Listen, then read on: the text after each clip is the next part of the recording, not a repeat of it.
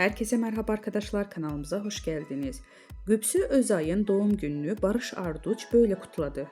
Barış Arduç eşi Güpsü Özay'ın 41. doğum gününü sosyal medya üzerinden romantik bir paylaşım yaparak kutladı.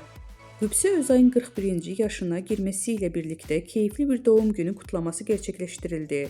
Eşi Barış Arduç, kızları Jan Asya ile birlikte olduğu samimi fotoğraflarını sosyal medya hesabından paylaşarak Güpsü Özay'a olan sevgisini bir kez daha gösterdi.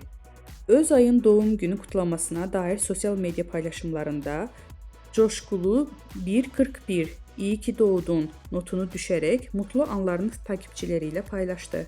Bu güzel aile anlarını sosyal medya üzerinden büyük bir yankı uyandırırken Barış Arduç Güpsü Özay çiftinin mutluluğu gözleri önünde sergiledi.